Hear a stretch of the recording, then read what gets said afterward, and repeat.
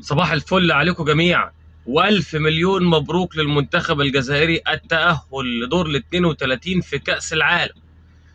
رغم ان في ناس كتير جدا كانوا قاعدين قدام التلفزيون وقدام الشاشات وعايزين منتخب الجزائر يهزم اليوم امام منتخب سويسرا، او امام منتخب، احنا بنتكلم عن منتخب النمسا، احنا اسفين، احنا هنلاعب سويسرا في دور ال 32. ولكن كان في ناس كتير جدا قاعدين مستنيين ان منتخب الجزائر يهزم النهارده علشان يشمتوا فيه. يا جماعه حرام عليكم، منتخب الجزائري يمثل كرة القدم العربية، يمثل الجانب العربي، يمثل الجانب الإسلامي. ليه بندخل نفسنا ونقول ان احنا عايزين منتخب الجزائر يتغلب او يهزم من منتخب النمسا عشان ما يصعدش؟ طب ما انت صعدت، ليه تتكلم على منتخب الجزائر وتبقى فرحان ان الجزائر بتتغلب من النمسا و3-2 و2-1 وترجع الجزائر وبعد كده تجي لك صدمه وتقول يا ريتني النهارده ما شجعت منتخب النمسا؟ ليه ده كله يعني؟ الجانب المغربي طبعا عارفين ان في كتير جدا من جماهير الجانب المغربي عايزين منتخب الجزائر ما كانش يوصل. ولكن سبحان الله، انا واحد من الناس ما اتفرجتش على الماتش، بس فرحت جدا لما شفت نتيجه المباراه الصبح. فرحت جدا للاداء اللي لعب بيه المنتخب الجزائري. ويجي الناحيه الثانيه يقول لك اصل منتخب الجزائر مع منتخب النمسا متفقين المباراه تخلص تعادل، اصل منتخب ايران نزل من الطياره اول ما النمسا حطت الثالث، اصل منتخب ايران ركب الطياره الثانيه اول ما منتخب النمسا او المنتخب الجزائري تعادل.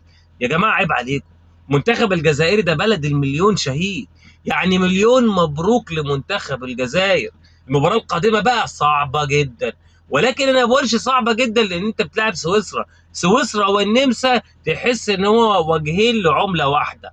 انا معاك ان منتخب سويسرا اقوى من منتخب النمسا، ولكن منتخب سويسرا يمتلك برضو عناصر مميزة. منتخب الجزائر يا جماعة والله عشان نتكلم بصراحة، منتخب الجزائر يمتلك عناصر اميز من اللي بيمتلكها منتخب النمسا. ما تقوليش فلان وفعلان وفلان لا، انا بقول لك ان منتخب الجزائر ومحاربي الصحراء يمتلكوا منتخب قوي جدا ولاعيبه على اعلى مستوى. فما نجيش نخاف النهارده ونقول ده احنا هنلاعب سويسرا، لا. انا شايف ان انت النهارده الكفه متعادله بينك وبين المنتخب السويسري، ولكن احنا بنتكلم على الفرحه الكبيره اللي موجوده على جماهير كره القدم الجزائريه والعربيه. لا ده احنا فرحانين جدا، ده احنا بنتمنى منتخب الجزائر يوصل لدور، انا متوقع لمنتخب الجزائر انه يعدي ان شاء الله باذن الله مباراه سويسرا.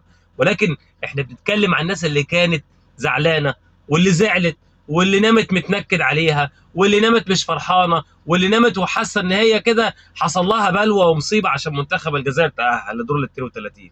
ولكن احنا كشعب مصري فرحانين جدا بتاهل المنتخب الجزائري، وكلنا فخر وعزه بمنتخب الجزائر. نتمنى التوفيق دائما لمنتخب الجزائر، وفي النهايه مليون مبروك مليون مبروك مليون مبروك للمنتخب الجزائري التأهل لدور الثاني او دور ال 32 في كأس العالم رفقة منتخب مصر الاشقاء الى دور ال 32. السلام عليكم.